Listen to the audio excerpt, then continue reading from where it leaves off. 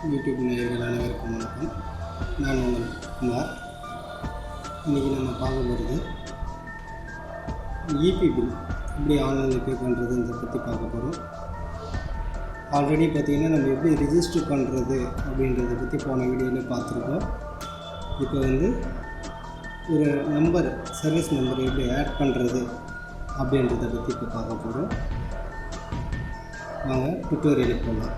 அதுக்கு முன்னாடி நீங்கள் இது வரைக்கும் நம்ம சேனலில் சப்ஸ்கிரைப் பண்ணுங்கள். மறக்காமல் சப்ஸ்கிரைப் பட்டனை ப்ரெஸ் பண்ணுங்கள். நம்ம அப்லோட் பண்ணுற வீடியோஸில் ஃபஸ்ட்டாக பார்க்கணுன்னா பக்கத்துலேயே பெல் சிம்பிள் இருக்கும், அதையும் மறக்காமல் ப்ரெஸ் பண்ணுங்கள். பார்த்தீங்கன்னா இதில் வந்து நிறைய ஆப்ஷன்ஸ் இருக்குது. குயிக் பே, பேமெண்ட் டீட்டெயில்ஸ், இ-ரிசிப்ட் அச்சு, account summary, AST notice, bill history, add number, delete number, change password, edit profile, customer support, general complaint status, feedback.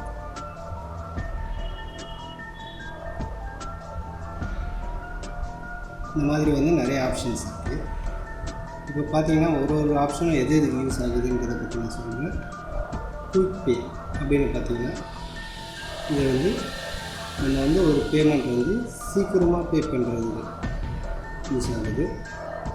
நீங்கள் ரீஜனை செலக்ட் பண்ணுங்கள். செலக்ட் பண்ணிவிட்டு கன்சியூமர் நம்பர் போட்டு நீங்கள் கேப்சர் கோடு போட்டு சப்மிட் பண்ணிங்கன்னா உங்கள் பேமெண்ட் வந்து சீக்கிரமாக ட்ரான்சாக்ஷன் ஆகிறதுக்காக யூஸ் ஆகுது. நெக்ஸ்ட்டு பேமெண்ட் டீட்டெயில் பார்த்தீங்கன்னா நம்ம வந்து சர்வீஸ் நம்பரை ஆட் பண்ணியிருக்கோம். அவங்க டீட்டெயிலெலாம் இங்கே கீழே வரும். அவங்க டீட்டெயில் பார்த்திங்கன்னா இங்கே வரும். இங்கே வந்து அவங்க எவ்வளோ அமௌண்ட் கட் பண்ணணும் அப்படின்றது வரும். இங்கே வந்து எப்போ லாஸ்ட் டேட்டுன்றது மட்டும் வரும். நீங்கள் பே கொடுத்து நீங்கள் பில் பே பண்ணிக்கலாம்.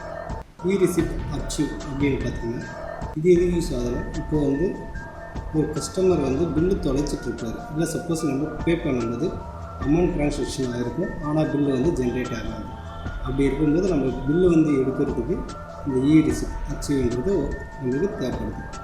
அக்கௌண்ட் சம்மரி இதுக்கு எது யூஸ் ஆகுதுன்னா நம்ம இது வரைக்கும் எவ்வளோ பில்லு பே பண்ணியிருக்கோம், எவ்வளோ அமௌண்ட், அதாவது எவ்வளோ ரீடிங் ஓடி இருக்குது, எவ்வளோ அமௌண்ட் நம்ம கட்டியிருக்கோம் அப்படின்றத பற்றி பார்க்குறதுக்கு இந்த அக்கௌண்ட் சம்மரி யூஸ் ஆகுது. ஏஎஸ்டி நோட்டீஸ் அதாவது பார்த்திங்கன்னா இப்போ நம்ம வந்து அட்வான்ஸாக பில்லு வந்து பே பண்ணியிருக்கோம். இப்போ 100 ரூபா பில்லு பார்த்திங்கன்னா 80 ரூபா இருக்கும். ஆனால் நம்ம வந்து 100 ரூபா 10 ரூபா 20 ரூபா வந்து அட்வான்ஸில் ஏற்றிருப்பாங்க. அந்த அட்வான்ஸில் வந்து பார்த்திங்கன்னா எவ்வளோ இருக்குன்றது டீட்டெயிலை பற்றி பார்க்குறதுக்கு இந்த ஏஎஸ்டி நோட்டீஸ் யூஸ் ஆகுது. பில் ஹிஸ்ட்ரி பார்த்திங்கன்னா நம்ம வந்து எப்பப்பெல்லாம் பில்லு கட்டியிருக்கோம், எவ்வளோ அமௌண்ட்டு பில்லு கட்டியிருக்கோம் அப்படின்றத பற்றி பார்க்குறதுக்கு இந்த பில் ஹிஸ்ட்ரி யூஸ் ஆகுது. ஆடு நம்பர் இதுக்கு எதுக்கு யூஸ் ஆகுதுன்னா நம்ம ஒரு சர்வீஸை வந்து ஒரு சர்வீஸ் நம்பர் ஆட் பண்ணுறதுக்கு. இப்போ ஒரு கஸ்டமர் வராரு, அவங்க நம்பரை வந்து நம்ம சேவ் பண்ணி வைக்கணும்.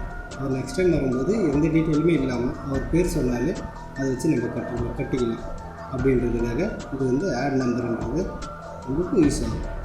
இந்த டெலிட் நம்பர் அப்படின்றதுக்கு இப்போ பார்த்தீங்கன்னா நம்ம ஆட் பண்ணியிருக்கோம் நம்பர், சர்வீஸ் நம்பரு, அதை வந்து டெலிட் பண்ணணும் அப்படின்னா அந்த டெலிட் நம்பர் யூஸ் பண்ணி இந்த ஆப்ஷன் யூஸ் பண்ணி நம்ம அதை டெலிட் பண்ணிக்கலாம்.